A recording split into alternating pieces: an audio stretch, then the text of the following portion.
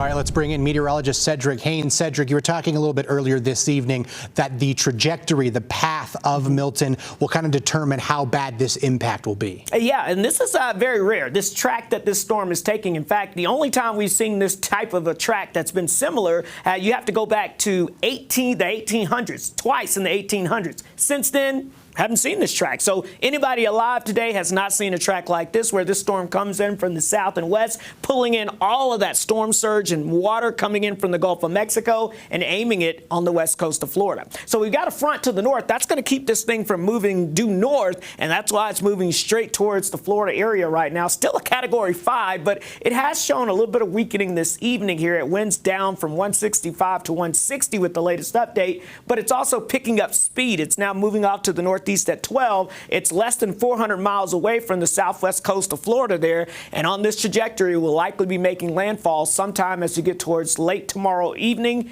into tomorrow night. So you can see the path here where that cone is, and you can see anywhere from Tampa down towards Sarasota. They're looking at the potential of storm surge over 12 feet. Again, that is impressive, folks.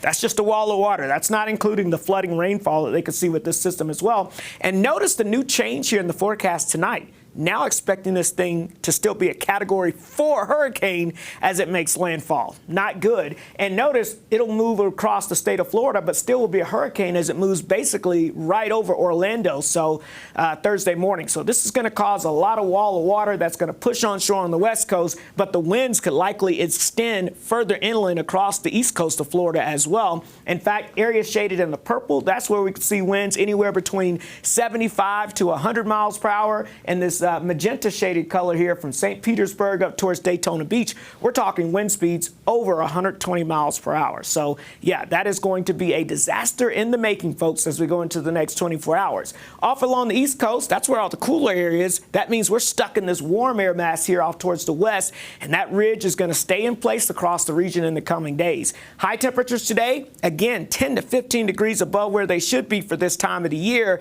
and I'm not seeing any cooler air in the near term as we've got this high pressure heat ridge building back in across the area. But we will be watching an upper level low as we get towards the end of the weekend, heading into the beginning of next week. This thing may bring us a few extra clouds, maybe an isolated storm or two, but better chance it's going to bring us at least a brief cool down, but there could be a more significant cool down waiting just behind that. But between now and then, above average temperatures are likely across the west coast, with the center right over us here in the Beehive State.